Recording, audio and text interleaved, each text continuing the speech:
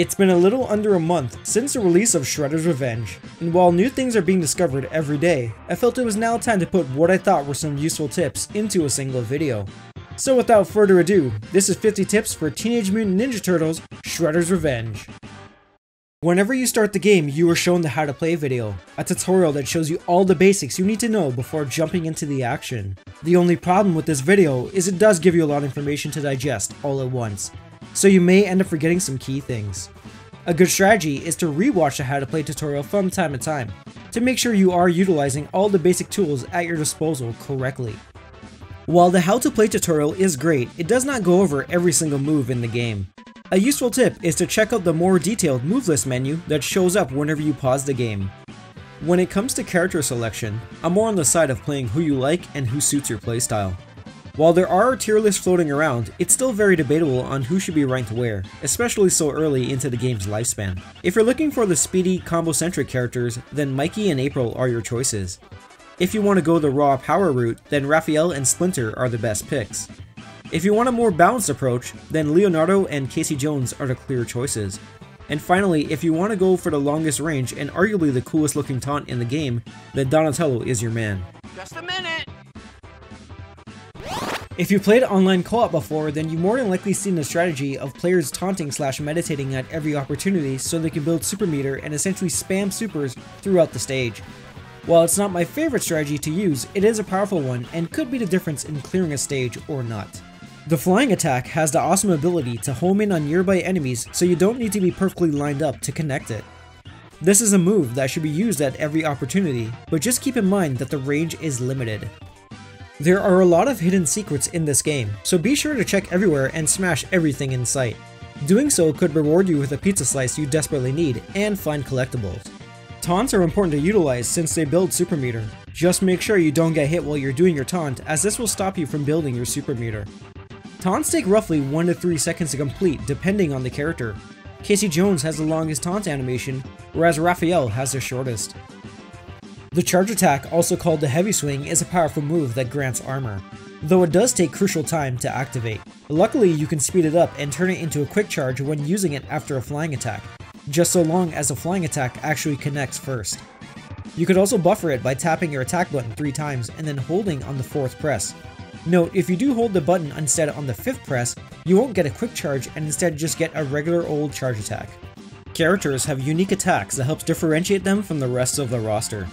2 important ones of note are Leonardo's Somersault Slice, which has him performing a very quick spinning slash with a wide hitbox that is especially great versus airborne enemies. This is of course very different from the usual Somersault Slice the other characters perform. The other unique attack is Michelangelo's ability to chain dive kicks while in the air. The rest of the roster, however, is unable to do this and just has a single dive kick before landing. While using one of your supers is always the best and easiest way to take out any enemy, there will be times when you need to rely on specific strategies to take out enemies when super meter isn't available. When coming across indigo foot soldiers with a shield, you either want to get close enough to grab them and do a fling toss, or use a charge attack. Triceratons can be a handful to take out. If you're dealing with the orange ones, then you need to overwhelm them with a combination of quick attacks, rising attacks, and charge attacks to finish them off. The green ones that deploy a shield in front of them generally move more telegraphed, so simply getting behind them and laying in the damage is usually enough. For the teal colored foot soldiers, generally baiting them to swing their poleaxe so that it gets stuck into the ground is usually the best time to attack them. You could also try to rush them down with speed and dodges, but this can lead you into trouble if you're not quick enough.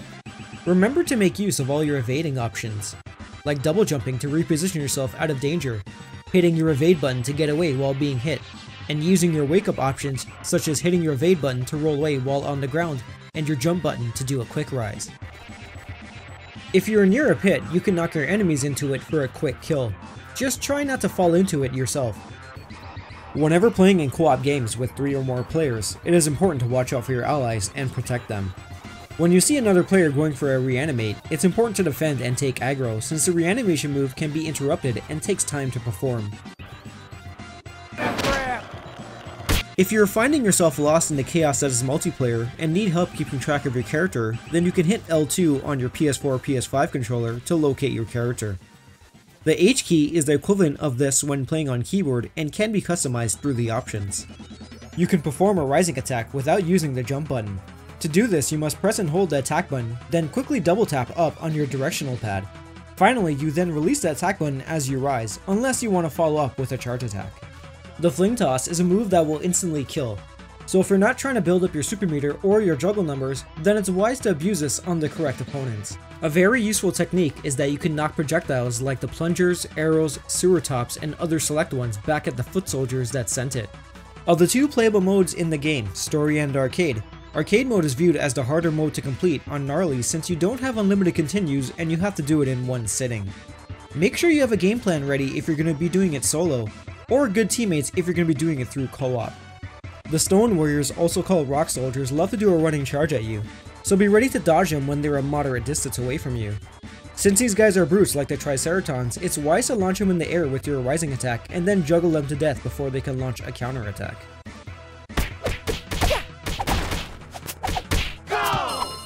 To destroy the robot walkers quickly, attack them from above with a dive kick to flip them over for maximum damage. When playing against the lime green foot soldiers, you can either do a running slide to get under their spear to start your attack, or dodge your charge attack and punish while they're vulnerable.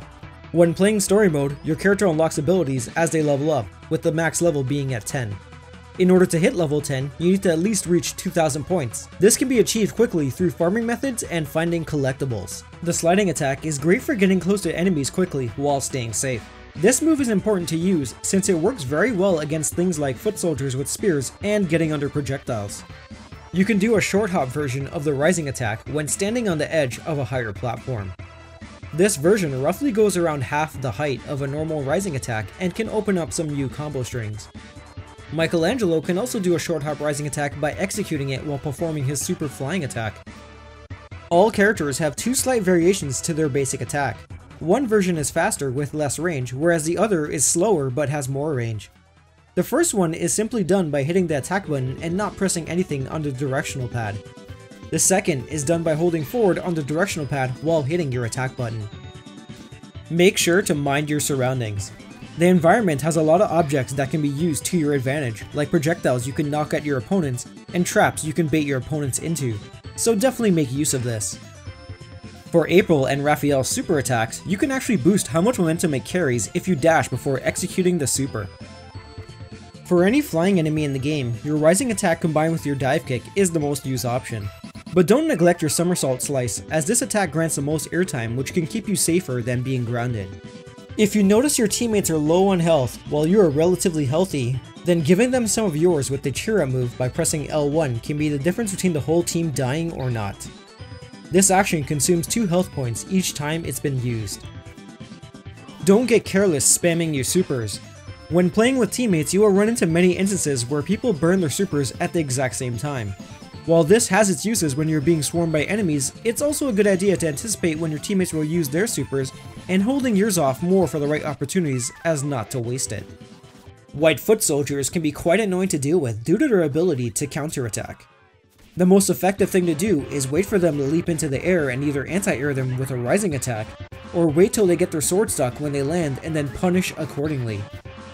When coming against the pink axe-wielding foot soldiers, the best way to fight them is by getting behind them to attack them while they're charging their swing attack. The black foot soldiers are tricky since they jump away and throw their projectile the second you attack. The best options for taking them out is doing a single attack then flipping towards the direction they go in order to continue your attack. You could also hit them with a running slide and instantly follow up with your rising attack to stop them before they can get away. There's also the option of using charge attacks if you do get the opportunity. Team attacks are useful techniques to take advantage of and can greatly help with dispatching enemies very quickly. There are 3 team attacks that can be performed in the game, and while you might do it randomly in the heat of battle, it's definitely good to know how to execute them when you need to. The first being the sandwich attack, which is when 2 players press their attack button at the same time when standing on each side of the opponent. The second is the tubular spin, that launches you or your partner as a projectile to clear the way. This is executed by one person doing a dive kick towards the other, while the person on the ground hits their attack button to launch their partner forward. The final one is the home run swing, which can be a great finisher. This is done when one player launches an opponent towards one of their teammates, who then needs to hit their attack button at the right time to complete the sequence. The pizza monsters can be frustrating to catch at times. Aside from using a super, I find a well-timed rising attack or a charge attack will get rid of them rather quickly. When dodging via your backflip, you are granted with invincibility frames. However, if you cancel it into a flying attack, it can end the frame sooner. The flying attack can also be used as a combo extender by resetting the basic jab combo before the finisher. While this comes with experience, there are specific spots you can stand in to avoid any damage from projectiles and bosses. Learning where these are very useful, and it's important to keep experimenting to discover more. While every character has access to a super attack, super dive attack, and super flying attack, the properties of these moves changes from character to character, so make sure to test out each and see which ones you get the most mileage out of. There are 3 difficulty levels, with chill being the easiest and gnarly being the hardest. If you're new to beat 'em ups and going in solo, then it's best to avoid gnarly till you get a real handle of the game at least.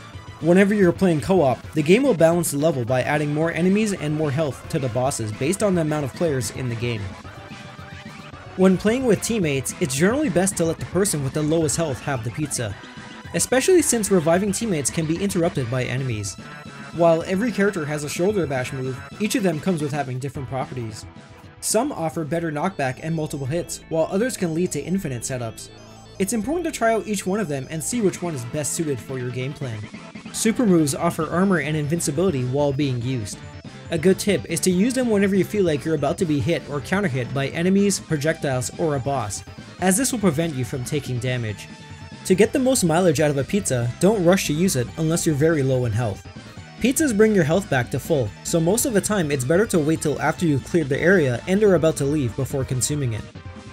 If you're trying to clear an area quickly while staying mobile, then a super flying attack can quickly chain into a rising attack during its animation, which you can then chain into a super dive attack.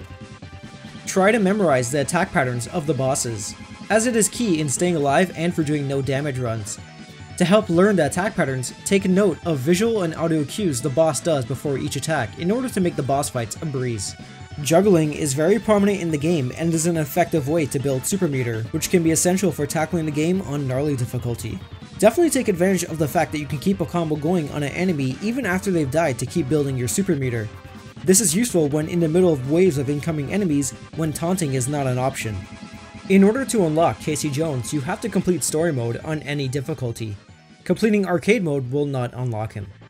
And that's the 50 tips I got for Shredder's Revenge. Hopefully this video was useful for new and veteran players, and if you got any other tips you thought I missed, let me know down in the comments. Thank you for watching, and I'll see you in the next one.